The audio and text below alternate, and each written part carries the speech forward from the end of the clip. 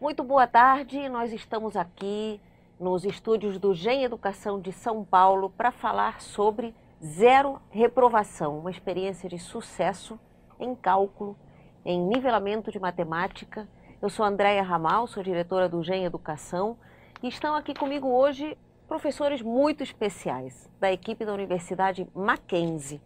Tenho aqui com a gente a professora Marili Vieira, que é doutora em Educação pela PUC de São Paulo, é também professora na Mackenzie e atua como pró-reitora nessa universidade, tanto de graduação como de assuntos acadêmicos. Ela é responsável por toda a parte pedagógica da graduação presencial e online. Marili, muito bem-vinda, muito obrigada por estar aqui, com essa sua equipe também, porque está aqui a Vera Lúcia Azevedo. A Vera é doutora em Educação também pela PUC de São Paulo, professora adjunta, coordenadora do curso de Matemática da UPM e coordenadora desse projeto que a gente vai comentar hoje, que é o pré-cálculo da UPM, da Mackenzie. E, finalmente, o Birajara, conhecido também como professor Bira. Exato. Ele é pós-doutor em Matemática, em Educação Matemática pela PUC de São Paulo, doutor em Engenharia Elétrica pela Mackenzie, mestre em Engenharia Elétrica também pela Mackenzie, hoje professor adjunto, pesquisador, autor de diversos livros, Basic 1, Basic 2, Basics Projetos, Tecnologia Educacional, Uso dos Recursos Digitais no Processo de Ensino e de Aprendizagem e Ética na Sociedade do Conhecimento. Ele é coordenador desse projeto que a gente vai conhecer melhor hoje, que é o pré-cálculo da UPM. Esses webinars que a gente organiza no GEM Educação têm como objetivo destacar melhores práticas, conhecer o que vem funcionando, sobretudo nas universidades, nas metodologias ativas, na metodologia de sala de aula invertida, colocando o aluno como protagonista do processo. E a gente teve a honra de participar dessa experiência da Mackenzie e um dos idealizadores desse projeto pelo nosso lado, pelo lado do GEM, foi o professor Gabriel Elmore, que está aqui do meu lado, que também vai poder compartilhar um pouco do que a gente vem preparando por aí. O Gabriel é consultor do GEM Educação para projetos educacionais na área de exatas, ele também é professor do IME, o Instituto Militar de Engenharia, doutor em Tecnologia de Processos Químicos e Bioquímicos pela UFRJ, e também mestre em Ciências e Engenharia Mecânica pelo IME. Vocês veem que a gente preparou aqui um time muito especial, muito qualificado, que tem, assim, é muita honra para nós receber vocês e poder debater junto com os nossos ouvintes essa experiência de sucesso. Falar nos nossos ouvintes, nós temos aqui quase 700 pessoas conectadas, pessoas interessadas na renovação da sala de aula, que foram se inscrevendo ao longo dos dias e que hoje estão aqui com a gente, participando ao vivo e que podem mandar perguntas. Eu convido que vocês mandem perguntas pelo nosso chat. Eu vou receber essas perguntas aqui pelo celular, pelo WhatsApp, em tempo real, com a nossa equipe de atendimento e a gente, depois das apresentações, vai poder responder tudo que vocês quiserem. Então, vou passar agora a palavra para a professora Marili, que começa essa apresentação contando para nós como é que foi essa experiência que tanto sucesso e tanta aprendizagem trouxe na aula de pré-cálculo e depois nos cursos de exatas. Muito bem. Muito obrigada, Andréia, pelo convite e a oportunidade de estarmos aqui representando a nossa universidade. E nosso trabalho com o projeto de pré-cálculo teve início um pouco antes da gente, inclusive, conhecer o Gabriel. Nós tivemos algumas experiências anteriores de tentativa de trabalho de nivelamento, né? Eu não sou muito fã da palavra nivelamento, mas a palavra que o MEC tem usado para trabalharmos essa possibilidade de que os alunos estejam todos com as bases de conhecimentos matemáticos iguais.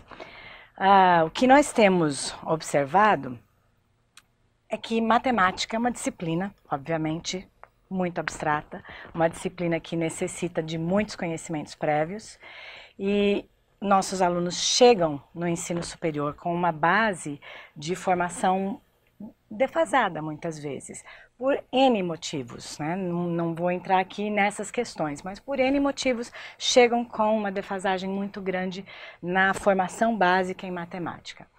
Nós, por causa dessa defasagem conseguimos perceber que o nosso índice de reprovação, como a maioria das universidades, nas engenharias em especial, estava elevado nas primeiras etapas. E isso gera uma evasão muito grande, isso vinha nos preocupando já há algum tempo. Nós, por esse motivo, decidimos implementar um projeto de nivelamento, de recuperação desses alunos na matemática. Iniciamos esse projeto muito antes, com as tentativas básicas de monitoria, trabalho com os alunos especificamente, organizamos um grupo de professores para trabalhar com aulas extras e identificamos que os nossos alunos se evadiam também das aulas de recuperação, né, dos ensinos de matemática. Não permaneciam. Quando a gente chegava no período das provas, no meio do semestre, os alunos já começavam a faltar, não voltavam mais para as nossas aulas. Foi nesse momento que começamos a pesquisar possibilidades de mudança das metodologias. Como é que você vai ensinar um aluno que já vem da educação básica, com defasagem, assistindo aulas que são professor explicando, lista de exercício, professor explicando, lista de exercício, e ele não consegue se apropriar do conhecimento matemático? Então, precisávamos metodologias diferenciadas, estávamos lendo, estudando sobre metodologias ativas e nos deparamos com o livro da Sala de Aula Invertida. Nesse momento, trouxemos o Gabriel 2, 3 vezes para a nossa universidade para falar com os nossos professores, para desafiar os nossos professores. Paralelamente a isso, alguns professores que foram se identificando com a Sala de Aula Invertida foram selecionados para trabalhar esse projeto. E o Birajara, que foi um professor que se empolgou muito com o projeto, com o livro, com a metodologia ativa, encabeçou esse trabalho junto com a professora Vera, de forma que pudéssemos organizar um projeto para recuperar esses alunos de primeira etapa quando chegassem até nós. Então, esse trabalho tinha como objetivo ensinar os nossos alunos e revisar conteúdos de matemática, utilizar metodologias ativas de ensino, favorecer processos de aprendizagem de pré-cálculo e reduzir o índice de reprovação. E por trás desses objetivos também, principalmente da minha parte, o objetivo de capacitar os professores, despertar nos professores o interesse pelo uso de metodologias diferenciadas de ensino. Eu não acredito que uma única metodologia de ensino resolva o problema de matemática ou qualquer problema de ensino que a gente tenha no Brasil, mas diversificar e perceber diferentes metodologias que atendam às diferentes necessidades dos nossos alunos é um dos nossos alvos e foi um dos objetivos que a gente tinha e que eu creio que vocês verão daqui a pouco foi alcançado, né, além dos outros objetivos que nós colocamos aqui. Como que nós organizamos esse projeto? Nós montamos um curso com 4 etapas. As etapas foram distribuídas levando em consideração, primeiramente, a sala de aula invertida, que era o nosso objetivo, lhe ensinar como é que faz isso. Foram capacitados, foram sensibilizados. A primeira etapa compreende uma trilha de aprendizagem em ambiente virtual, no nosso ambiente Moodle, uma trilha que exige que o aluno se posicione, tome uma postura mais ativa no processo de aprendizagem dele. Ele vai estudar, ele vai ouvir um vídeo, ele vai ouvir novamente, né? Ouvir novamente quantas vezes forem necessárias um vídeo para que ele tire as dúvidas dele, para que ele compreenda, faça os exercícios, anote suas dúvidas e só então é que ele vem para a sala de aula para a segunda, terceira e quarta etapas do projeto. Então, essa trilha, ela foi montada pelo Birajara, junto com a Vera, nas outras etapas, e eles fizeram um trabalho concatenado que resultou no que nós vamos demonstrar, eu acho que um resultado bastante positivo. E estamos dando continuidade e esperamos continuar com esses bons resultados.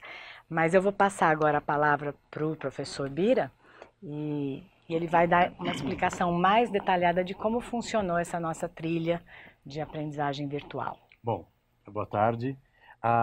Nosso projeto, a primeira etapa, é justamente o ambiente virtual. Quer dizer, o primeiro momento, o aluno entra no ambiente virtual. Nós optamos pelo ambiente Moodle, que a gente já tem uma certa prática em usar desde 2007, que nós usamos ativamente o ambiente Moodle, né? E ele traz várias vantagens. Ele é gratuito, ele é aberto, né? É um software livre. Então, ele permite que o professor use e faça modificações. Ele permite essa customização. Então também era uma vantagem para nós, né? Usar um ambiente com essas características para esse projeto. Bom, quando o aluno acessa ambiente virtual, nós temos essa possibilidade lá na universidade, eles usam o ambiente virtual como apoio ao ensino presencial. Então todas as matérias têm o ambiente virtual Moodle. Então essa seria mais uma, né? Quando ele acessa, a primeira coisa que ele encontra é a explicação sobre o projeto, né? Seria como se fosse uma sensibilização, onde inclusive tem um vídeo bem didático sobre a sala de aula invertida, para ele entender o que ele vai encontrar pela frente, com essa temática que será adotada. Depois, ele vai, no Moodle, também ter aquele acolhimento que nós fazemos para saber as ferramentas que tem no ambiente virtual. Feito isso, o nosso ambiente virtual Moodle é em abas, né? Esse ambiente permite colocar em ordem cronológica, em ordem de tópicos, ou se não, nessa abas ou guias, né? Então, as primeiras abas ou guias são justamente esse primeiro contato com o aluno com o projeto. Da terceira aba em diante, aí vem os tópicos matemáticos que nós definimos para o pré-cálculo. Então, por exemplo, né, o primeiro é sobre potenciação, depois nós temos o segundo, produtos notáveis, o terceiro, equações e inequações, e assim vai, né? Muito bem, vamos pegar o primeiro caso. Então, ele vai entrar na primeira guia, primeira aba, né? E encontrando na primeira aba, aí ele vai para a trilha de aprendizagem, que eu estou mostrando ali, né? Então, ela é uma trilha cíclica, né? Eu já trabalhei com várias trilhas, né? Horizontal, vertical, transversal, né? Essa cíclica eu achei muito interessante. Eu, inclusive, trabalhei com a professora Celina Bar na PUC São Paulo, no projeto de pós-doc. Eu já trabalhava com esse tipo de, né, que chama de trilha, né? Cíclica. E aí a ideia é a seguinte. Notem que ali naquele círculo tem o início, né? Seria a largada. O aluno vai encontrar ali, como primeiro passo, as instruções. Essas instruções são feitas pelo professor de matemática. O professor André vai concordar comigo que há um tempo atrás se falava, né? O computador vai substituir o professor. Lembra dessa história? Sim. Né? Os recursos tecnológicos vão competir com os professores. Não, na verdade não é isso. Na verdade, é uma nova forma do professor atuar. Acredito que isso até valoriza mais o trabalho do professor. Valoriza o professor, né? Então, nesse momento, quem vai redigir essas instruções é um professor de matemática, um professor experiente de matemática, que ele vai colocar todo o seu conhecimento, a sua didática nessas instruções. Eu até lembro que no webinar passado daqui da GEM, que a senhora participou, a senhora mencionou do Pierre Levy. Sim. Falou até que ele falava que o professor tinha que ser um arquiteto cognitivo. É o caso aqui. Exatamente. O professor, nesse caso, ele é um arquiteto cognitivo, porque ele vai relacionar como o aluno vai trabalhar nesse ambiente virtual, pensando que ele não vai estar junto com o aluno, e que o aluno poderá fazer isso em qualquer dia da semana, horário, né? Então, é a vantagem da trilha de aprendizagem. Então é assim, ele vai lá, ele vai encontrar nesse passo 1, o detalhamento, tudo, né, que ele deve fazer. Isso é um texto, mas ele não precisa ficar preso a esse texto, né? Ele pode aí verificar de forma imagética o que está ali, né? Essa trilha foi feita bem simples, né? Um editor de imagens, ou se não, um software de apresentação, como por exemplo PowerPoint, né, que é muito usado, é só criar um slide com essas imagens. Essas imagens são autoformas do próprio software, e aquelas imagens onde representam o vídeo, o texto, são imagens gratuitas da internet. Então o aluno, quando vê essa trilha, ele já tem uma ideia do que vai acontecer. Por exemplo, no passo 2, ele vai assistir 3 vídeos. Depois, no passo seguinte, ele vai ler o e-book, né? Na sequência, ele vai ter que estudar os exercícios propostos. Aí depois ele tem exercícios. A gente usa, ao longo do projeto, os mesmos ícones, ou seja, a gente cria uma iconografia, né, para facilitar ao aluno. Tem a vantagem que ele vai fazer, hoje eu não estou afim de fazer tudo, então ele faz uma parte, para e volta no dia seguinte, quando ele estiver disponível, e assim vai, né? Essa é uma trilha exemplo. Na trilha seguinte, só para vocês verem uma outra trilha, note que ela está um pouco mais enxuta, ela tem menos.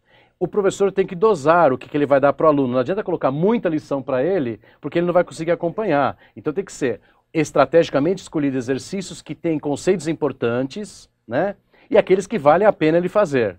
nessa trilha, ali no passo 4, tem vários exercícios. Então, pegamos leve no resto. A gente colocou um vídeo só, menos leitura no e-book, que inclusive o e-book foi aqui do pré-cálculo do Axler, ok?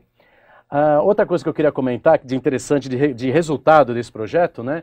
Eles faziam todo esse circuito em uma semana antes do encontro com a professora Vera, que era um encontro presencial. Também nós mudamos a palavra aula e usamos encontro, para desvincular da palavra aula, porque senão o aluno chega pensando que vai ter uma aula. Na verdade, não era uma aula. Ele já teve contato anteriormente com todo esse conteúdo, ele pode refazer, né, como a professora Marili, pode voltar, rebobinar o vídeo, ou parar, ou voltar no exercício quando for necessário, que seria impossível numa aula expositiva. O Gabriel até usa essa expressão, você pode rebobinar o professor. É verdade. Coisa que às vezes na aula o aluno não consegue, se você se dispersou, enfim, ou mesmo até para não atrapalhar o andamento da turma, o professor não pode repetir, mas aí você faz no seu ritmo. Exatamente. Mais uma vantagem desse método. E o interessante também, pensando nisso, é que eles fazem isso antes do encontro com a professora, como eu disse, né? Só que assim, alguns chegavam, que é normal, né? Jovem e tal. Eu não vi o vídeo, né? Então, tudo bem. Você sai um minutinho ali no corredor, assiste agora o vídeo. Ou vai no laboratório que ficava próximo. Então, quer dizer, ele, graças à tecnologia, ou ele poderia até estar vindo no metrô e ver, quer dizer, uma coisa que também não seria possível da forma tradicional. E eles gostam de ver vídeos, né? Então, tá na praia deles. Bom, aí o que eu ia falar na sequência, essa trilha de aprendizagem, ela tem esses passos, né? E sabe o que foi interessante que nós vimos? Alguns alunos se interessaram tanto pela trilha que começaram a fazer trilha de outras matérias. Então eles tinham cálculo na etapa, e aí física, que eles achavam difícil, passaram a fazer uma trilha do jeito deles. Não necessariamente todo esse trabalho, né? Eles faziam simples mesmo, mas pelo menos organizando, porque é isso que eles falaram. Nossa, é bom que está organizando o nosso estudo. Então, na projeção está mostrando, né? Nós temos lá a trilha de aprendizagem. Primeiro ele vai ler as instruções da semana, depois ele vai ler as páginas recomendadas, onde nós recomendamos o livro de pré-cálculo. Depois eu não consigo enxergar muito bem o roxo. Tá escuro? Ver os exemplos de exercícios resolvidos. Isso, exatamente. Depois assistir os vídeos selecionados, resolver os exercícios propostos, né? Quer dizer, aí ele já está pondo em prática o que ele aprendeu. E aí ele já está sentindo se ele aprendeu ou não e o que ficou em dúvida. Tudo isso preparando para o encontro presencial com a professora. Na sequência, corrigir os exercícios, isso é um ponto importante, propostos com o gabarito, porque todos os exercícios que nós fizemos, que demos em todas as trilhas, foram 8 semanas com 8 trilhas de conteúdo, né? Sempre nós colocamos, a equipe da professora Vera, os monitores, fizeram todo o gabarito dos exercícios. Então ele podia ver o resultado. Eu errei esse. Vou anotar para tirar dúvida ou discutir com a professora. E assim foi o conto seguinte com a professora Vera. Ok? Então, esse encontro, eu sinto até muito emocionada em falar, porque eles são jovens, e hoje eu sou de uma outra geração. Então, eu sou daquela geração que o professor era o professor. Mas, olha, eu tenho a dizer a vocês que continua sendo. Não mudou em nada. O método foi muito bom para auxiliar os alunos. E você sente assim, que o aluno, por ele mesmo, ele toma a iniciativa e ele vai procurar e ele quer realmente fazer a trilha. Porque quando ele chega no encontro, que é esse que está aí, o primeiro nosso, né, era para perguntar, e aí, como é que foi? Então eu perguntava para eles, e as dúvidas? No primeiro momento, eles ficaram calados, meio tímidos, e até uma aluna levantou o braço e falou assim, professora, a senhora não vai dar aula? Eu falei, não, nós estamos aqui para tirar as dúvidas. O que você viu em casa, o que você teve dificuldade, quais foram as suas dúvidas? Aí eu perguntava, você leu o livro? Leu. E você assistiu os vídeos? Você viu os exercícios propostos, já prontos? Teve alguma dúvida ou não teve? Você fez os exercícios de aprendizagem? Aí eu fiz, minha professora, mas eu estou com uma dúvida nesse exercício. Então eu ia e tirava a dúvida deles naquele exercício. E era também um momento que, dentro do exercício, eu pegava a parte teórica e trabalhava com eles. Então, assim, eu acho que foi muito enriquecedor. Eles aproveitaram bastante. E eu acho que não é para nenhum professor ficar preocupado que vai ficar sem emprego, porque não é isso. Agora, tem aí uns fatores que são muito importantes no uso desse método. Precisa, assim, a vontade, querer, não é? Se adaptar, porque também não é todo mundo que vai se adaptar ao método. É um método bom, nós estamos falando aqui, foi bom lá e tudo, mas não é todo mundo que vai se adaptar ao método. Então, isso é uma outra coisa também assim que eu digo. Só eu digo assim, não tenham medo, porque dá certo, tá? E os encontros aconteceram bem suaves. E acabou, não tinha mais a pergunta. A senhora não vai dar aula? Acabou, já no segundo, já no terceiro, a coisa já se acostumaram, né? E aí foram passando as etapas. Vamos ver ali a próxima? Será que... O interessante, né, é que o aluno chegava nesse encontro com as dúvidas, né? Então aí ficava mais otimizado aquele horário. Claro. Ele ia focar direto e a gente até trabalha a personalização do ensino, né? Porque ela tirava mais dúvidas daqueles que estavam com dificuldade e os outros podiam deslanchar nesse encontro com outros exercícios. E a importância de que é o aluno ter dúvida, né? Claro. Exatamente. Isso é muito importante. E uma outra coisa assim, Tá buscando, eu também como... Ele está ativo no processo de aprendizagem. E uma coisa também que eu achei muito importante é o seguinte, né? Há anos, né, o senhor professor Gabriel deve ter também essa grande experiência, como os colegas aqui.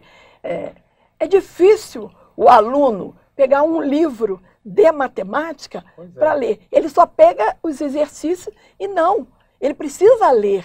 E isso foi uma coisa assim muito importante. Eu achei que esse método levou assim, mas foi ótimo, excelente desse ponto de vista também, né? Então, na segunda etapa, que tinha lá as dúvidas, fazia os exercícios. Quais são as dúvidas? Onde que está a sua dúvida? A sua dúvida, será que é a mesma do seu colega? Não, professora, esse aí eu resolvi muito bem. Eu estou com dúvida no outro, então vamos ver qual é o outro. E assim, a gente fazia a segunda etapa só de dúvidas. Aí chegava no outro dia, que era uma outra etapa, eu pegava os exercícios, mais ou menos do mesmo estilo que esses exercícios que foram apresentados, entregava para que eles trabalhassem no encontro. Então, eles resolviam tinham um encontro todo só para fazer aqueles exercícios que eu estava propondo. Resolviam, eu chegava a um, a outro, via, olha, a dúvida está aqui, vamos tirar essa dúvida. O que acontecia? Tudo bem. E aí, na quarta etapa, era feita a correção de todos esses exercícios. E aí o aluno, ai, professora, tá perfeito, eu já entendi tudo sobre esse tema. Eu falei, ótimo, então agora nós vamos conversar. Olha, esse tema é muito importante, por isso assim, assim, assim. Você vai precisar nessa disciplina, se você vai usar. Então você está sentindo qual é a importância de você mesmo estar realizando a trilha e estar tirando suas dúvidas. Ah, professora, tá certo. Então, assim, eu acho que foi realmente ótimo. Os encontros foram bem-sucedidos. O próximo. Bom, quais foram os nossos resultados?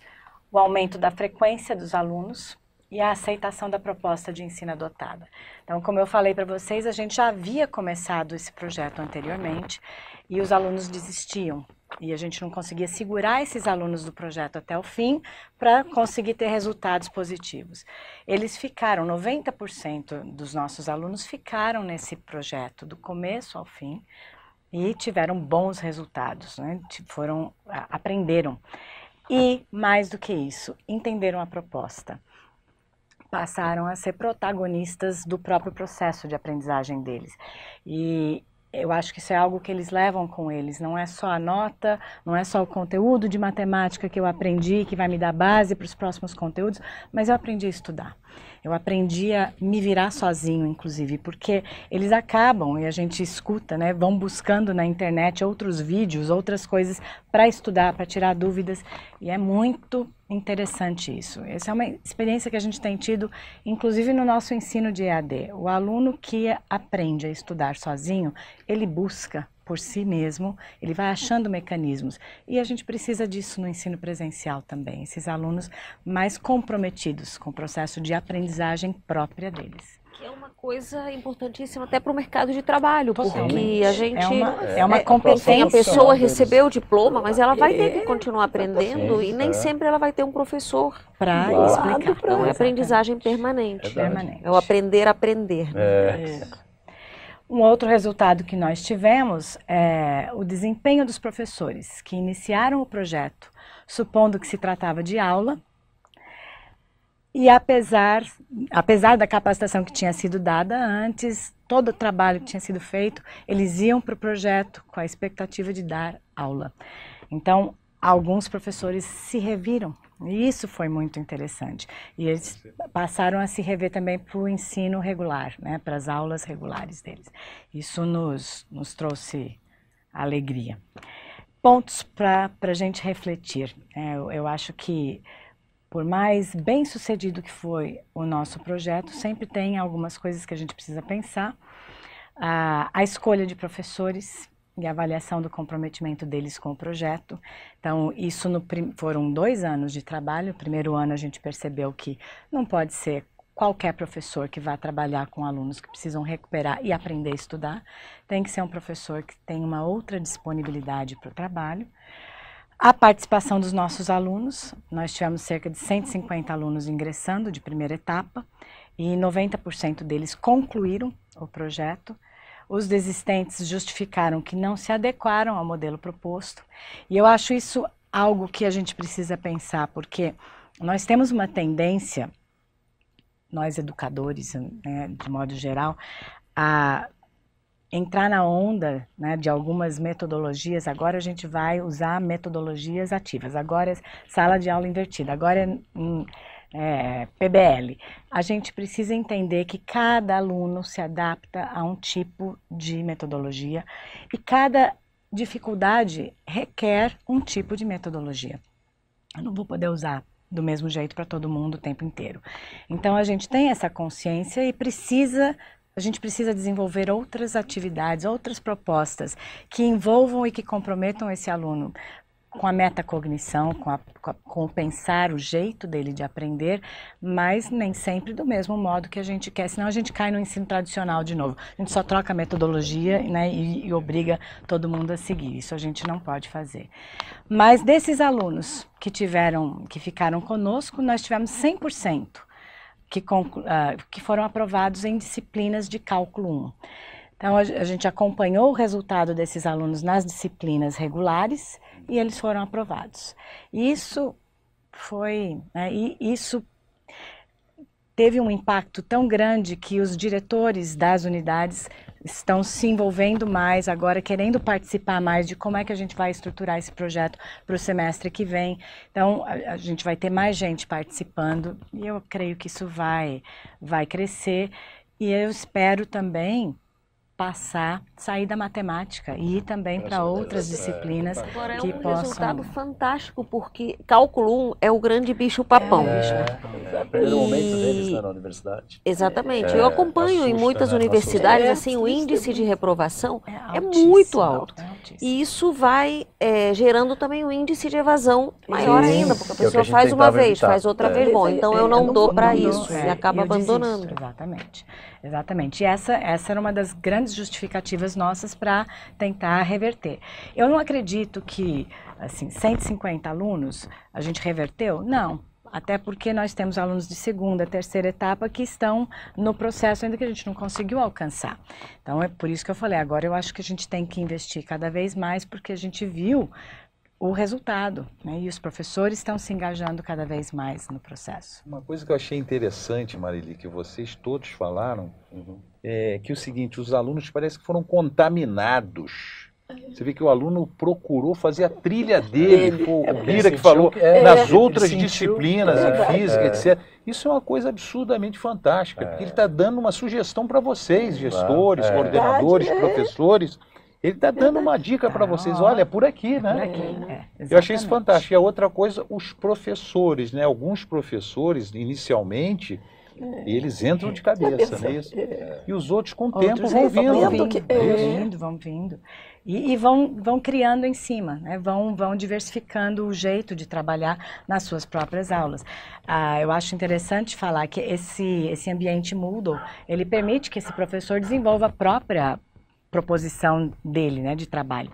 Então, eles podem mexer no ambiente Moodle das disciplinas regulares deles para criar uma trilha de aprendizagem para eles mesmos, né? Eu acho, porque muita gente fala, o aluno ganha com isso é perfeito. Mas o professor também tem muito a ganhar, porque eu me lembro dando aula, às vezes, para 5 turmas, 6 turmas, com a mesma matéria, 6 vezes por dia. Nossa. E além de ser muito cansativo, claro, você às vezes percebe que, assim, aquela determinada turma ou já sabe isso, ou não está tão interessada nesse ponto. Isso. E você vai calibrando na hora, mas é tão mais confortável para você poder focar na dúvida. O que esse aluno realmente quer aprender? Para essa turma, o que eu vou preparar de atividade? Muda totalmente. Quer dizer, é mais motivador até para o professor. Isso mesmo.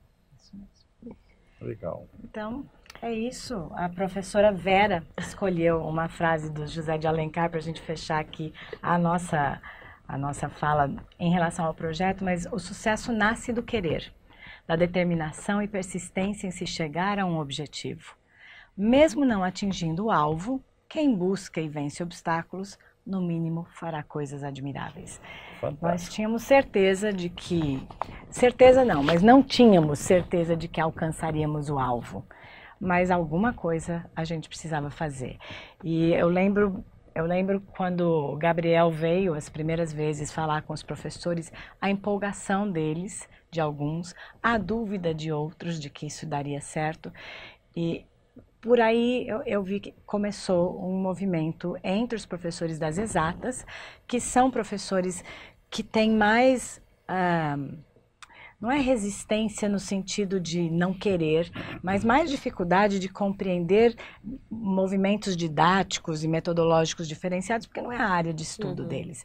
Então, mas eles foram vindo e foi muito bonito o trabalho que eles desenvolveram, muito bonito mesmo. Uma pergunta, qual foi a repercussão nas outras áreas? Ficaram curiosos, querem também fazer ensaios pedagógicos desse tipo? Bom, nós começamos a divulgação desses resultados esse semestre. Então, a gente ainda não tem esse impacto, tem da parte de quem está mais diretamente envolvida. Então, a coordenadora de apoio pedagógico da universidade, a gente precisa levar isso agora para a área de humanas, para a língua portuguesa, que é uma área que nós precisamos investir urgentemente também com os nossos alunos. E física, obviamente, a gente viu que os professores já se movimentaram, estão também interessados.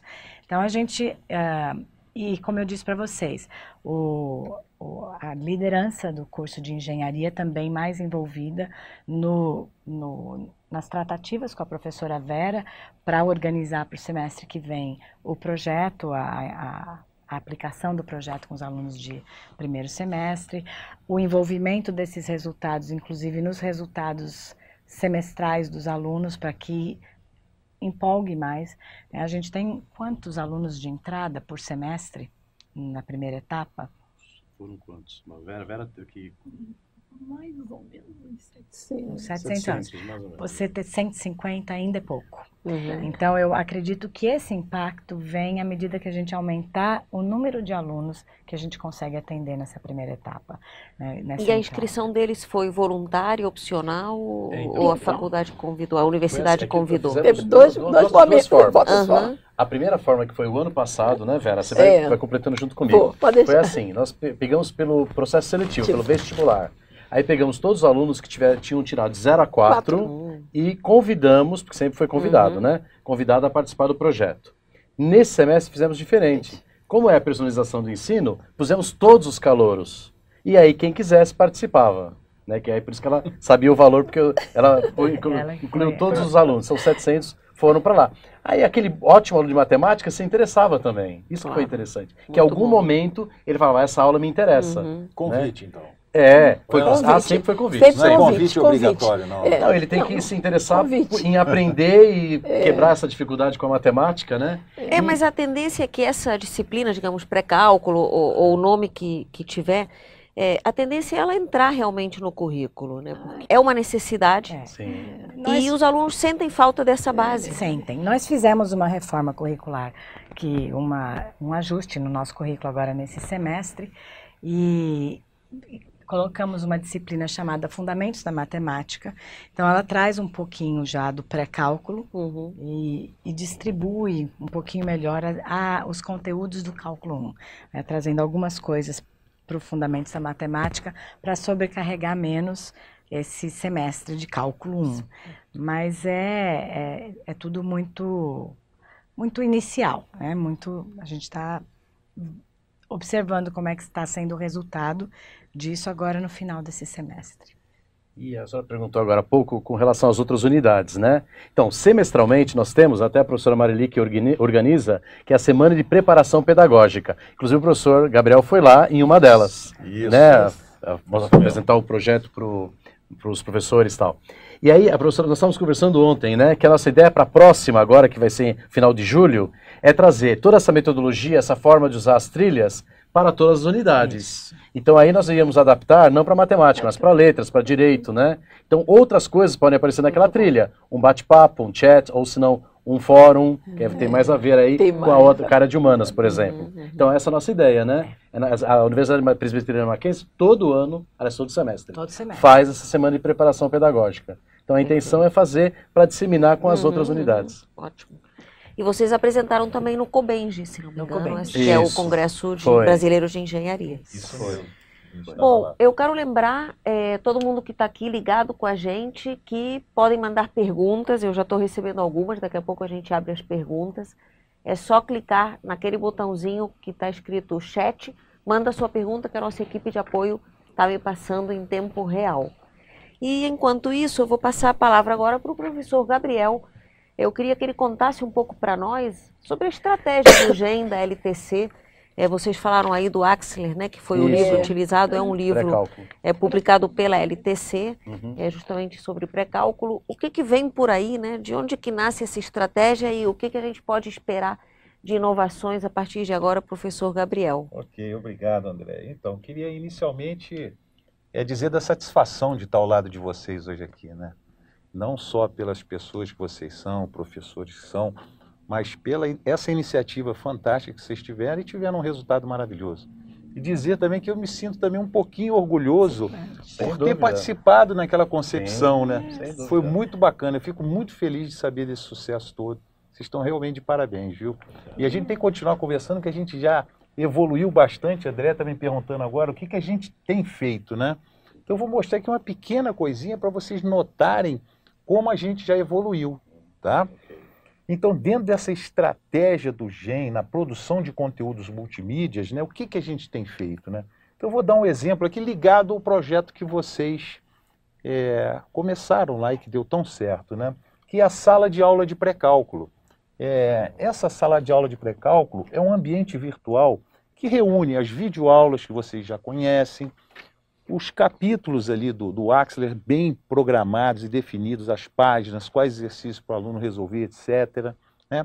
Além de muitos outros objetos especialmente preparados para fazerem a diferença, sabe? Então, como é que é essa sala, né? Essa sala de aula de pré-cálculo? Vocês estão vendo ali a figura abaixo, onde tem ali conjuntos numéricos, potenciação, equações, plano cartesiano, etc, etc, etc. A gente preparou o plano de ensino da disciplina de pré-cálculo em 15 planos de aula. Aí o professor customiza isso da forma que ele quiser. Se ele quiser juntar 3, 4 planos de ensino numa aula só, é com ele vai customizar. E cada plano de ensino desse, no interior, ele tem uma mesma estrutura. Então vamos pegar ali potenciação, né? Por exemplo, potenciação. Vamos ver como é que está a potenciação. Tem emendas, objetivos daquele capítulo de potenciação e depois vocês percebam que nós temos 3 momentos. O momento de preparação, o momento prático e o momento de teste do seu conhecimento. Voltando aí no momento de preparação, que seria antes do aluno vir para a sala de aula, não é isso? Ou seja, ele tem ali a sugestão do material de leitura, que é o Sheldon Axler, que vocês também usaram. Tem as videoaulas logo abaixo. E quando ele chega em sala de aula, nós temos uma avaliação diagnóstica. O que seria essa avaliação diagnóstica? São questões simples, basais, de verificação de aprendizagem, onde o aluno tem 4 minutos para resolver cada questão. A gente geralmente põe 5 questões, então são 20 minutos. No 21º minuto, o professor já tem a nota de todos os alunos. E mais importante, ele tem um índice de acerto de cada questão. Ou seja, ele pode trabalhar naquelas questões em que os alunos tiveram um rendimento pior, não é verdade? E logo abaixo nós temos no teste o seu conhecimento uma avaliação online com mapeamento do conhecimento, que eu chamo aqui da grande cereja desse bolo. Eu queria muito que vocês conhecessem isso. Então eu vou mostrar um pouquinho como é que funciona esse mapeamento do conhecimento. Certo. Então você tem uma lista de exercícios, vamos lá, vamos mostrar isso como é que funciona para um exercício, tá? O aluno então vai fazer um exercício, perfeito? Aí tem lá, o sistema oferece para ele um exercício, ele foi lá e escolheu a opção. Faz de conta que ele escolheu a opção L, FF, V, FF, ok?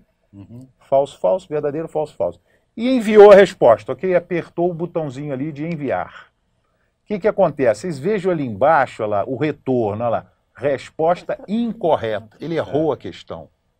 Ele errou a questão. Então, o que acontece? Ele vai ter que clicar em continuar, ele errou aquela questão, clicou em continuar, automaticamente vai ser oferecido o vídeo que detém aquele conteúdo que ele errou, certo? Ele, após assistir esse vídeo, ele clica em continuar. E aí é oferecido uma questão correlata ou similar, certo? Daquele mesmo conteúdo. Aí o aluno vai responder, etc. Aí tem muita gente me pergunta, e se o cara errar de novo? Ele tem direito de errar de novo. Aí a instituição pode botar um tutor, né, alguém para responder para ele. Se o tutor estiver longe, vai ter que ser por videoconferência, etc. Ou então, se não tiver o tutor, for ensino à distância e tal, naquele momento não tem ninguém, você pode apresentar para ele a resolução digitalizada, detalhada, para ele acompanhar e tentar entender. Não é isso?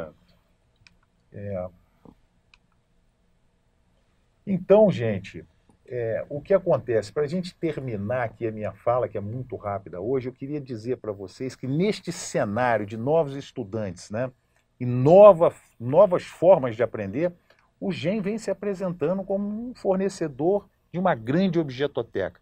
Isso que eu mostrei para o pré-cálculo aqui, eu posso fornecer essa estrutura similar para toda a base científica das engenharias hoje. Ou seja, aquelas disciplinas que são comuns a todas as habilitações.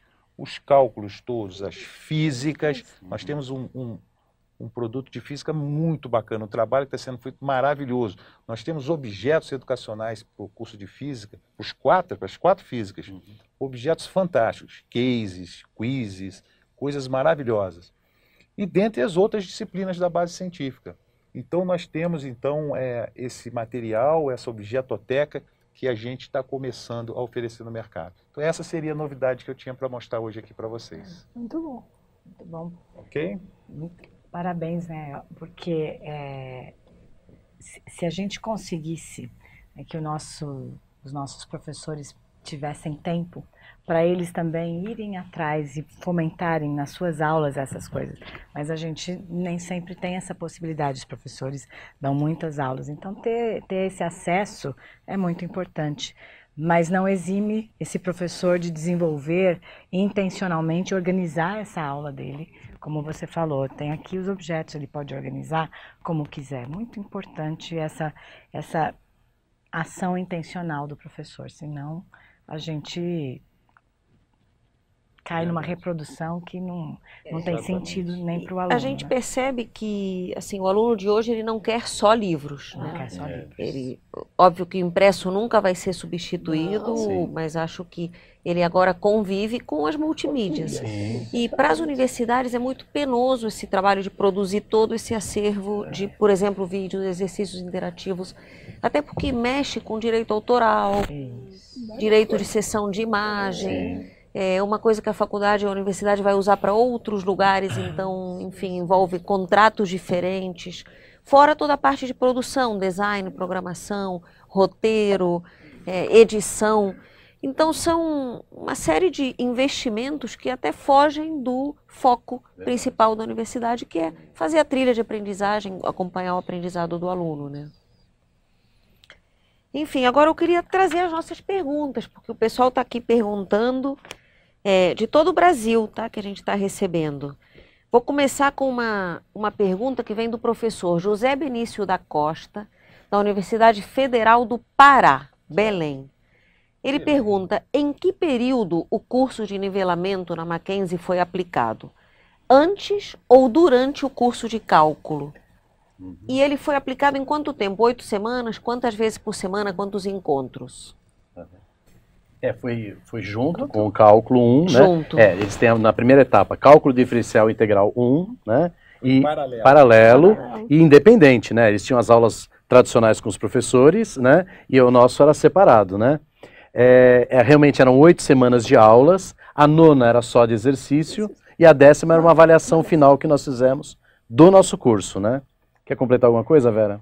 Não, é exatamente isso. E também, paralelo a isso, eles estavam tendo fundamentos da matemática. Então, o curso, basicamente, o pré-cálculo, eu acho assim que ajudou bastante, porque reforçava aquilo que eles estavam tendo em fundamentos. Perfeito. Agora vamos ver a próxima pergunta, que vem do professor Samuel, de Recife. Ele é professor da Escola Politécnica de Pernambuco, Poli-UP. Ele diz o seguinte, gostaria de saber se esse tipo de metodologia poderia ser aplicada a qualquer disciplina do curso de engenharia. Eu acredito que nem todas, né? Algumas têm em laboratório, né? Por exemplo, uma disciplina de hidráulica na engenharia, eles têm que ir lá. Então, eu acho que poderia... A sua hidráulica também você faz? Olha, eu vou falar para vocês, eu já apliquei essa disciplina no IME, em disciplinas que tem demanda de laboratório, não tem problema nenhum. Porque olha só, no momento pré-aula, o aluno vai assistir os vídeos, ele vai ver e tal. Claro. E quando ele chegar em sala de aula, por que ele faz isso? Para ele chegar com autoconfiança maior. Com mais autoconfiança. Quando ele chega em sala de aula, o que eu tenho? Eu tenho avaliação diagnóstica, depois eu posso fazer discussão de case, que é uma das cerejas do bolo, e ir para o laboratório com ele. Poderia. Certo? E o princípio, eu acho que o princípio que está por trás também é o aluno pôr a mão na massa. Então, às vezes, eu posso começar uma aula laboratorial com um problema, com uma explicação breve e um problema que ele tem que resolver no laboratório. E a partir das dúvidas que ele tem, eu trazer a teoria e trabalhar. Exatamente. Então, com certeza. Eu acho que pode, na minha opinião. É que eu pensei no formato do nosso, que é estanque, é separado, né? Agora, pensando ele implantado na grade curricular, com certeza. Até eu estava me lembrando de alguns alunos meus que diziam, hoje é o quê? Aula teórica ou laboratório? Porque eles gostam de ir para o laboratório. Hoje é teoria. E a gente tinha que fazer essa dicotomia que nem se aplica tanto hoje em dia, né? Então, acho que isso ajuda muito a renovação e o link entre uma coisa e a outra. Nessa reforma, nós tivemos uma disciplina num determinado curso, que ela era uma disciplina que tinha uma parte teórica e outra disciplina com outro nome, que era a parte mais laboratorial, mais prática desse conteúdo. O professor inverteu. Ele deu primeiro a parte laboratorial para depois puxar toda a teoria. E num primeiro momento com muita angústia, será que a gente vai dar conta disso? E os alunos estão gostando, então estão aprendendo, porque ele vê na prática aquilo que ele vai ter que teorizar. Isso a gente precisa, às vezes, quebrar alguns paradigmas nossos que vêm de anos. Né? Eu tinha pensado em substituir, por isso que... E eu acho até que no laboratório, aplicar a trilha, eu acho que é uma coisa fora de série. Porque vai proporcionar ao aluno entrar em contato com tudo. Ele vai olhar o vídeo de alguma coisa que ele vai ter que fazer. Eu acho que ajuda muitíssimo. Eu acho que sem problemas mesmo. Ou seja, está respondido para o professor Samuel, ficou aqui registrado. Vale para todas as disciplinas, é possível com todas. E agora eu vou passar para a dúvida da Jéssica Bosch, da UTP-FPR, Campus DV. é Paraná, né? Gostaria de saber como os alunos foram avaliados na disciplina de cálculo, que levou a essa aprovação de 100%. Teve algum tipo de avaliação diferente? Acredito que, mais que a metodologia diferenciada, o que influenciou foi a recuperação dos conteúdos básicos necessários para cursar a disciplina. Não tenho dúvida. Sim, E aí, nem, sem professores, dúvida, como é que essa foi a foi? verdade. Esse aí foi... Quer falar? Pode falar. A parte de matemática você fala, que eu não sou da área. Mas a questão da metodologia E da avaliação, ela foi o trigger, ela foi a alavanca para conseguir fazer com que esses alunos recuperassem conhecimentos básicos para irem bem na disciplina de cálculo. Agora, a avaliação dentro da nossa disciplina de cálculo não mudou. A gente manteve do mesmo jeito, isso a gente ainda não mexeu, não foi alterado. Foi a mesma avaliação, foi prova, exercícios, do mesmo jeito que eles vêm vindo em cálculo 1. Ou seja, nem contou, por exemplo, ponto de participação no Nesse pré-cálculo, momento, nada não, disso. Não, nesse momento não. Foi por isso que eu disse que para o semestre que vem, há um envolvimento maior da liderança da engenharia, justamente na busca de tentar trazer para a avaliação do cálculo 1, ou da disciplina de cálculo em que eles estiverem matriculados regularmente, alguma avaliação, alguma forma de participar na nota. Porque, infelizmente, a gente funciona por troca. E esses alunos precisam de algum incentivo a mais para vir, não sei. Eu gostaria que não, eu gostaria que todo mundo tivesse muita vontade de aprender e chegasse numa aula extra, mas não é assim. Então, eles estão se mobilizando porque viram o resultado, né? A liderança se mobiliza porque viu o resultado e eu creio que os alunos vão começar a conversar. Então, isso tem um semestre. Esse resultado tem um semestre só. E aí a mesma professora Jéssica tem outra pergunta complementando. Como é que foi a preparação do material e do vídeo? Aí o Gabriel pode nos dar algumas dicas. Me parece que a metodologia demanda muito tempo de preparação anterior aos encontros. Com certeza. É por isso que a gente diz o seguinte, algumas instituições, elas gostam de preparar o seu material, né? Mas o que eu tenho notado hoje? As instituições estão deixando isso para quem é experiente com isso, né? Estão investindo na metodologia, como fez o Mackenzie. O Mackenzie capacitou os professores, eles estão aperfeiçoando a metodologia deles e utilizam os objetos educacionais, por exemplo, os vídeos, né, do Grupo Editorial Nacional. Então, isso é uma atitude muito interessante, porque deixa essa fabricação dos objetos com quem é responsável para fazer isso, né? Porque o core business de uma editora, por exemplo, é trabalhar com esse tipo de coisa, né? Assim como tem o livro, né? Hoje, Exatamente. os outros objetos. Temos uma biblioteca. Exato. A biblioteca, o professor vai lá, escolhe o material que ele quer na bibliografia básica, na bibliografia complementar e trabalha em cima disso. A ideia é ter videoteca, objetoteca, né? Isso como aí. Exatamente. e trabalhar com isso. O professor ir lá e escolhe. Maravilha. Vamos para a próxima pergunta, que é do Fábio Edenei Manginski. Ele é de Ponta Grossa, Paraná, da UTFPR. Ele diz o seguinte: gostaria de saber dos 150 alunos que ingressaram, como foi feita a seleção? Vocês já falaram um pouquinho disso. E os que desistiram, reprovaram ou foram para outra turma regular? E como é que foram realizadas as avaliações? Aqui, algumas coisas vocês já falaram, mas o que ele ainda não foi abordado aqui, os que desistiram ou reprovados, o que aconteceu, né? Então, os desistentes, como foi visto, não foram tantos. Só 10%. Exatamente. Quer dizer, alguns até passaram, não passaram lá muito bem, mas conseguiram passar de um jeito ou do outro. Foram para o sistema nosso, a gente faz uma substitutiva e depois faz prova final e tudo. Não foi aprovação como esses que foram diretos, certo? E a outra coisa é que a gente assim, não tem um dado concreto. A gente não estava preocupado com isso nesse momento. Eu não tenho, assim, acho que é importante, inclusive, deixar claro, nós não temos 100% de aprovação em cálculo 1. nós temos 100% de aprovação dos alunos que completaram o projeto. Exatamente. Esse foi nosso foco. Exatamente. Nesse momento eu não tenho um dado de quantos não fizeram e não reprovaram, porque eu não estava com esse foco de trabalho. Nosso objetivo era fazer com que esses alunos que estivessem ali fazendo fossem aprovados, e isso aconteceu. Então, perfeito. Agora a questão do professor Vitor Alex Oliveira Alves, ele é da Escola de Engenharia Mauá. A pergunta é, gostaria de saber quantos alunos participaram da experiência e se houve uma medida de eficácia no processo. Por exemplo, se as médias aumentaram nas outras disciplinas. O projeto caminhou em paralelo com a disciplina de cálculo 1, se vocês já falaram. O projeto caminhou em paralelo. A professora Vera fez esse levantamento para nós. Todas as disciplinas que usavam conteúdos básicos de matemática tiveram uma elevação na média, ou esses alunos foram aprovados.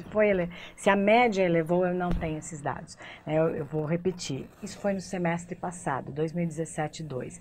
A gente não fez um exercício, a gente não entrou no projeto com uma métrica de vamos comprovar que o método dá certo. Esse não era o nosso objetivo. Nosso objetivo é fazer esses alunos aprenderem. Perfeito. Então, eu não tinha essa preocupação. Eu estou aqui compartilhando o fato de que esses alunos aprenderam, esses que fizeram, e eu creio que a metodologia foi favorável para isso.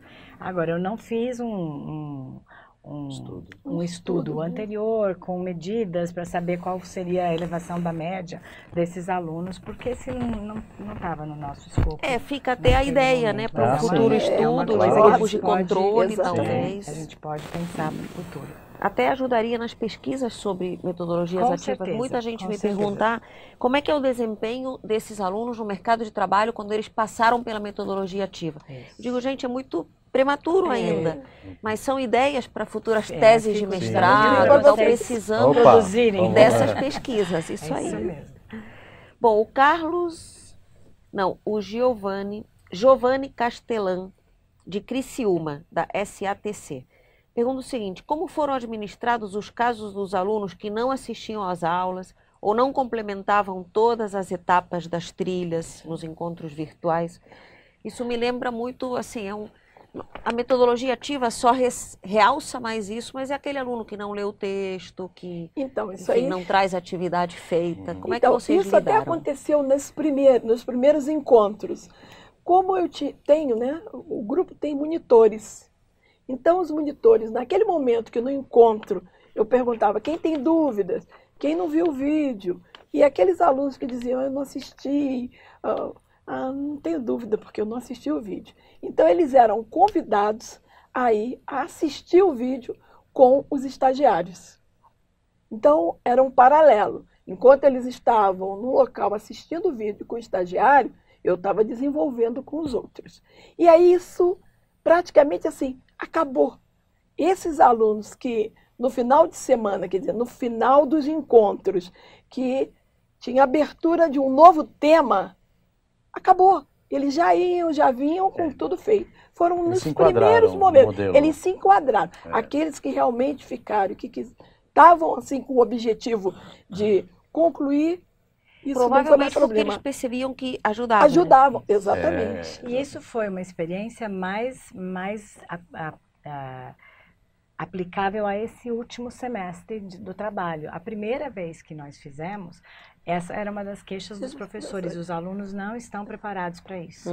Os nossos alunos não têm perfil para estudar sozinhos. Eles estão acostumados desde cedo a ir para a sala de aula, assistir a aula, assistir o professor. E é um outro conceito de aula. Mudar o conceito do que é uma aula. Uma aula envolve você também. Envolve a sua ação, envolve a sua pré-ação para chegar lá. E até assim, vou brincar com o Gabriel agora, eu não acho que tem uma pré-aula. É a aula desde o começo. Perfeito. Desde o começo, porque ele está se envolvendo na aula. Ele vai fazer a aula junto com o professor. Então, é uma mudança de concepção e isso leva tempo com os alunos. Então, por que só 150? Porque é difícil, o aluno não adere fácil ao fato de que eu vou ter que me empenhar. Que dá muito mais trabalho também para ele. Muito mais trabalho. É ele que está aprendendo. E tem um grande fator, uma coisa muito importante aí. O professor, ele não deve ceder. Porque, às vezes, pela insistência, se o professor cede, aí já não vai acontecer. Eu acho que é todo um paradigma mental de o que é aprender e ensinar. Porque eu já passei por muitos casos, assim, um debate. E aí, no final da aula, o aluno dizia, professora, hoje não estava a fim de dar aula, né? Só deu debate. Para eles não é aula, muitas vezes. E você percebe que nas escolas também, as próprias famílias, algumas valorizam mais o professor que fica lá, sua aula expositiva, e o outro que leva para uma atividade extra-classe, que leva para um auditório para enfim, interagir com uma palestra. Esse professor não dá aula. Então, a mentalidade que a gente precisa ir mudando, mostrando que nesse paradigma tão tradicional as pessoas perdem muito da capacidade de aprender realmente. Com certeza. Bom, vamos para as nossas perguntas que estão chegando aqui. A pergunta agora é do Carlos Renato Zacarias, de Guaratinguetá. Vocês veem que o Brasil inteiro está ligado aqui, né? Ele é da Unesp. Pergunta o seguinte: qual o apoio da instituição na preparação do material disponibilizado no Moodle? Quem prepara esse material? O docente sozinho, por conta própria? Ele tem alguma equipe de apoio? Quer falar? O senhor é coordenador do Moodle. Bom, aí é o seguinte, na verdade nós temos um setor lá específico chamado SEDAD, que produz material para os cursos EAD. Então, e a instituição, sim, apoia totalmente a gente. Nós fizemos, para a primeira turma que a professora falou, nós fizemos uma capacitação com os professores, né? Os professores participaram. Agora, é evidente que na hora de fazer a trilha, o professor pode fazer a sua trilha sozinho. Até queremos que ele seja autônomo também nesse sentido. Não é uma camisa de força. Não. Eu até falei no slide, eu falei que era simples. Então, no PowerPoint, quer dizer, ele precisa ter esse tempo, né? Ter até esse conhecimento. Mas nós damos a semana de preparação pedagógica para treinar os professores semestralmente, né?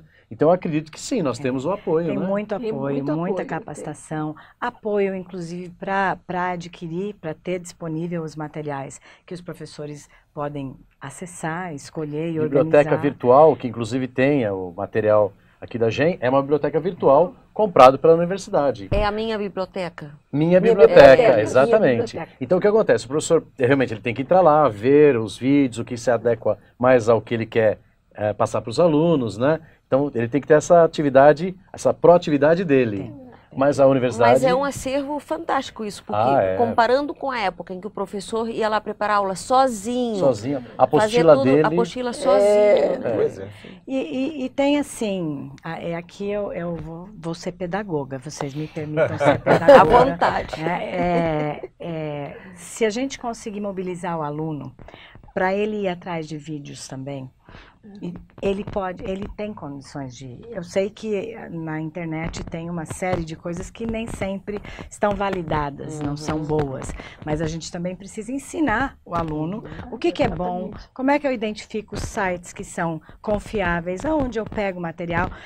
Se eu não tenho condições, se a minha instituição não me dá condições como docente para ir organizar minha aula da maneira ideal, que seria contratando, tendo uma objetoteca, uma videoteca, uma biblioteca, eu tenho condições de ensinar meu aluno a ir atrás, montar esse ambiente virtual de autoestudo.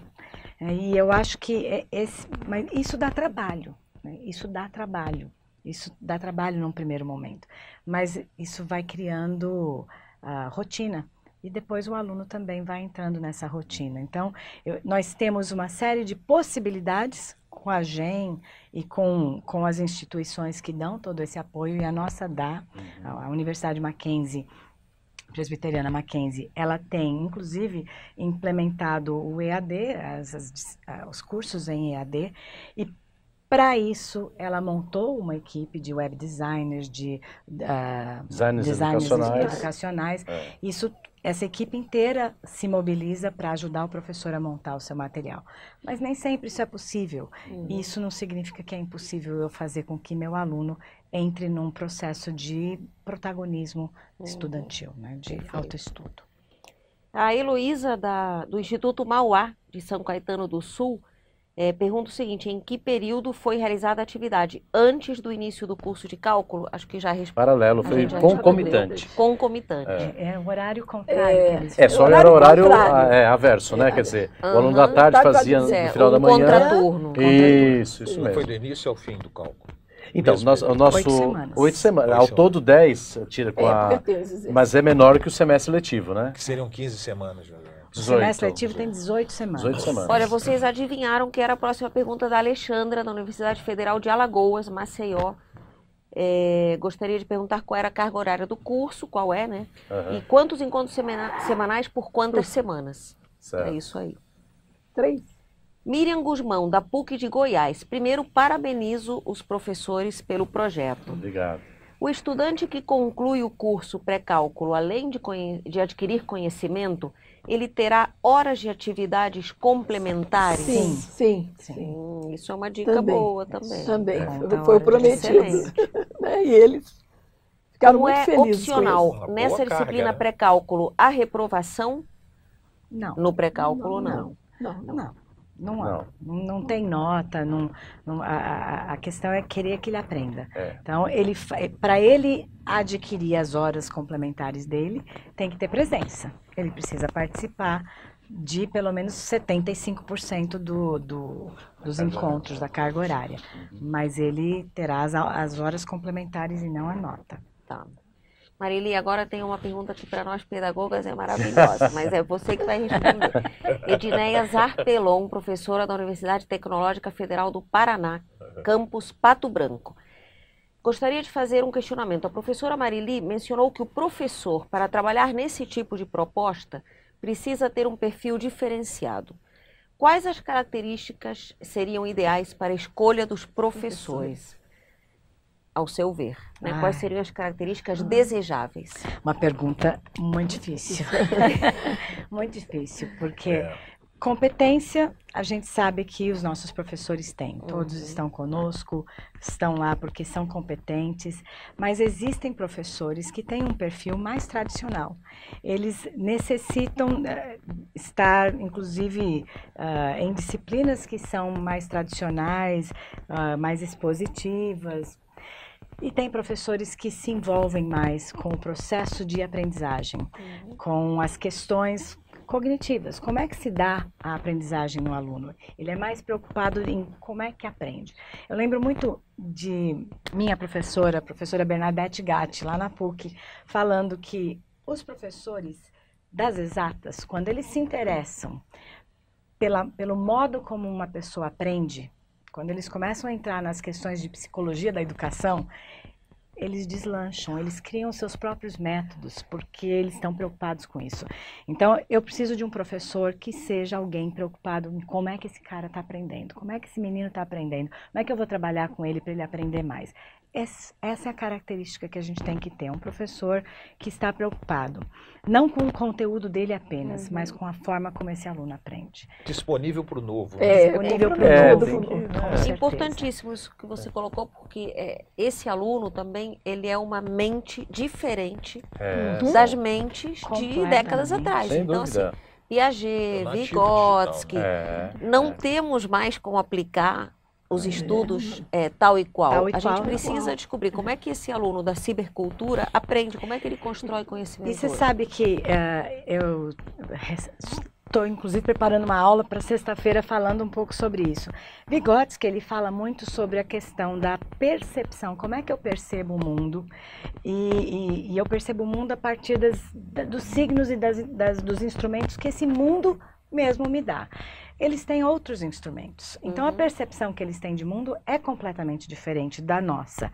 Se a gente não conseguir entrar em contato com esse corpo, né, com esse ser humano que está ali do outro lado, que tem um outro jeito de aprender, eu não vou conseguir fazê-lo aprender. Então, quer dizer, precisamos de novos professores epistemólogos mesmo para descobrir como se aprende hoje. Exatamente. É um privilégio ser professor. Eu acho maravilhoso. O Pierre Levy fala, vivemos um desses raros momentos em que um novo estilo de humanidade é inventado. Isso mesmo. E eles estão na nossa sala de aula, então é fascinante você poder ir descobrindo junto com eles.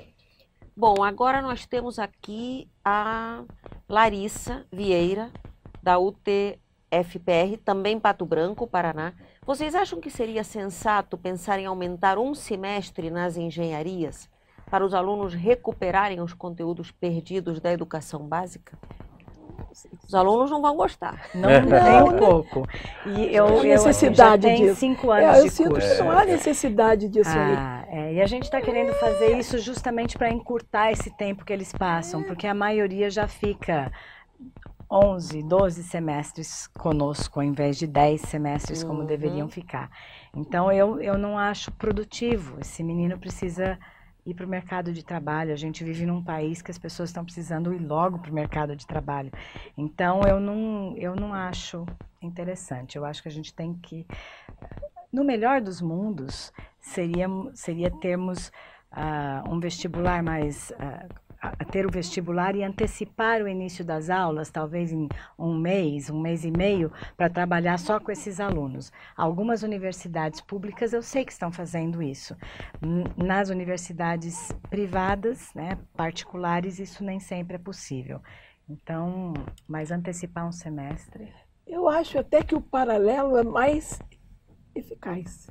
Quando ele cursa o pré-cálculo e ele está fazendo o cálculo, eu acho que vai bem melhor o paralelo. Perfeito.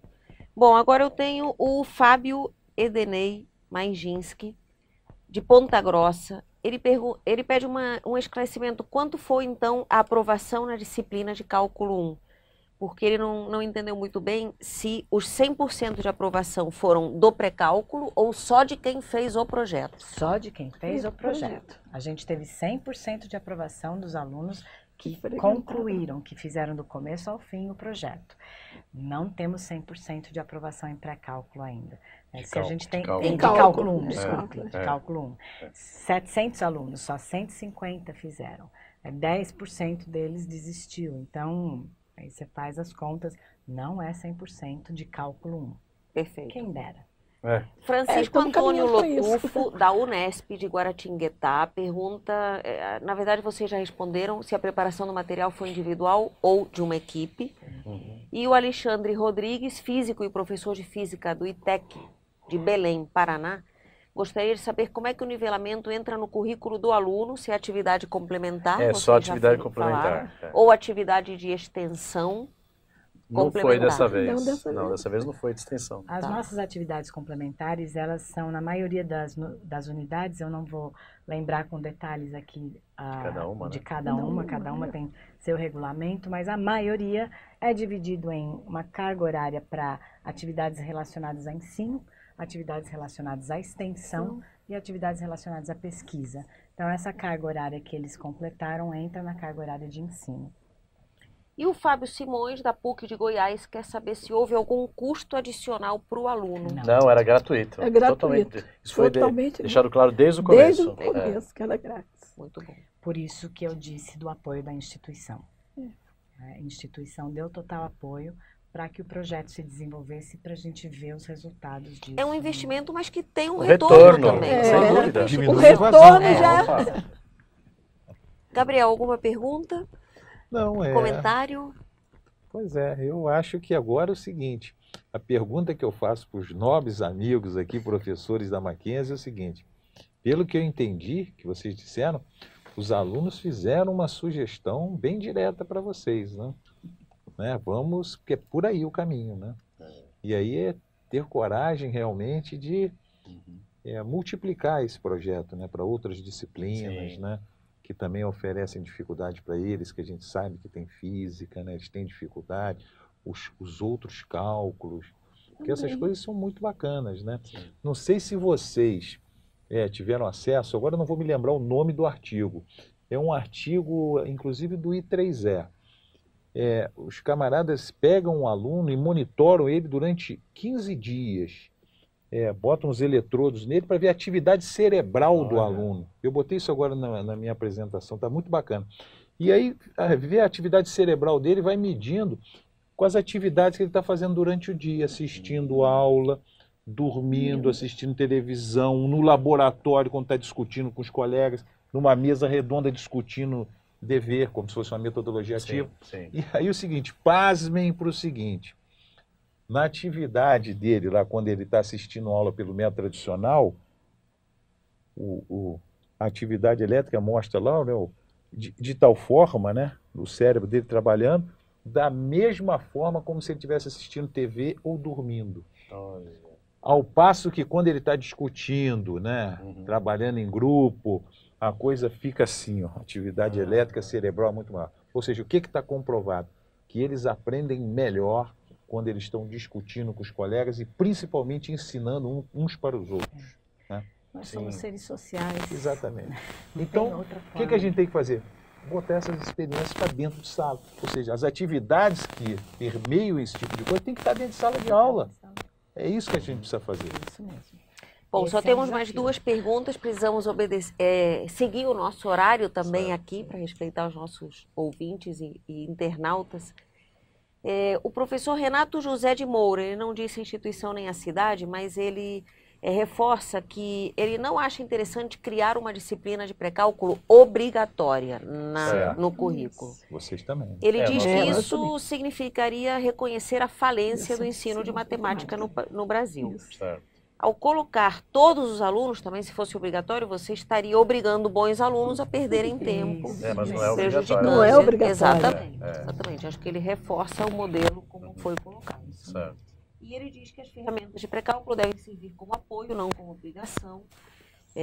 Também, se você criasse uma disciplina de pré-cálculo obrigatória, estaria criando um novo problema dos alunos reprovados em pré-cálculo. Quer dizer, tem que ser um apoio, tem que ser opcional, não obrigatório. E a última questão... não, chegou mais uma. Olha, gente, eu queria avisar que agora a gente vai ter que encerrar as perguntas. Só mais essas 2. A gente não sabe aqui. O professor Gabriel Bruno Dias Amaro, da Federal de Mato Grosso do Sul, Campo Grande. Opa!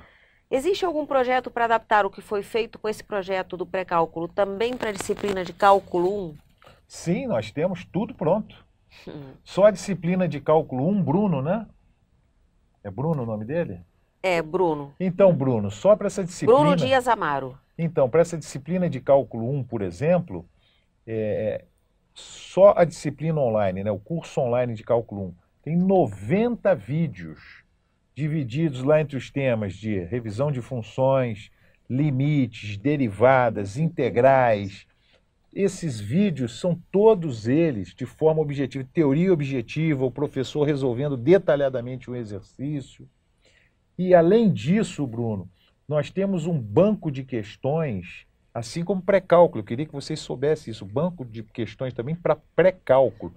Essas questões são fáceis, médias e difíceis, e são indexadas por tema, ou seja, o professor pode escolher uma prova com 2 questões fáceis de um determinado tema, 2 questões médias de outro tema, e assim sucessivamente. A mesma coisa para cálculo 1, Bruno.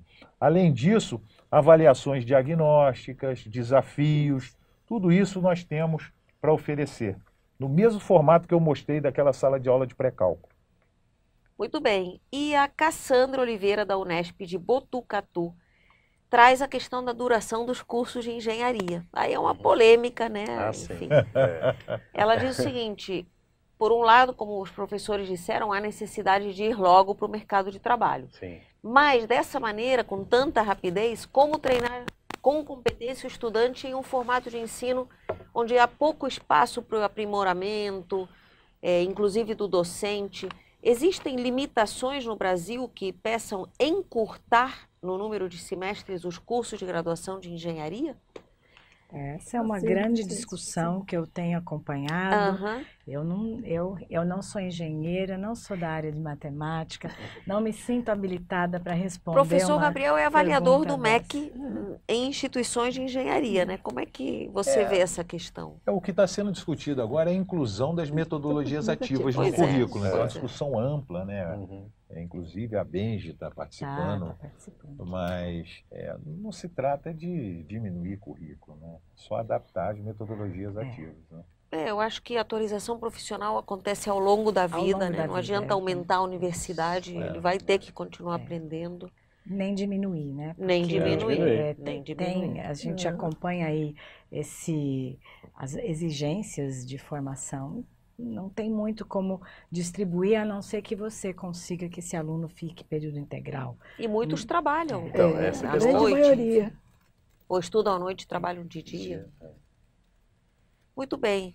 Professores, mais uma vez eu gostaria de agradecer, em nome do GEM Educação, do Grupo Editorial Nacional, a disponibilidade de vocês de virem aqui e compartilhar essa magnífica experiência, esse conhecimento tão valioso com todos esses internautas que estão aqui conectados, como vocês viram, nas mais diversas cidades do Brasil. Gostaria que vocês ficassem à vontade para voltar outras vezes. A gente quer acompanhar a evolução do projeto, enfim, ver como é que esses grupos vão se ampliando lá dentro, como é que o processo de aprendizagem vai sendo redescoberto. E, de novo, dizer parabéns pelo sucesso, pelo compromisso educacional que vocês mostraram. Obrigada. Uma inspiração para nós, né, Gabriela? Com certeza. Muito obrigada. Obrigada pelo convite de estarmos aqui. Obrigada, internautas, pelos desafios aí colocados, algumas questões que nós vamos tentar amarrar e quem sabe numa próxima a gente volte com mais dados estatísticos, inclusive, para essas questões. Quero dizer também que essa nossa conversa vai ficar gravada e disponibilizada no nosso site, para quem está inscrito e não pôde assistir, para quem quiser rever alguma coisa, enfim, fica lá no gemeducação.com.br. Quero agradecer também a participação de todos, quase 700 pessoas acompanhando aqui, e dizer que em breve teremos novos eventos, webinar, vocês ficarão informados. Obrigada a todos, um abraço, tchau.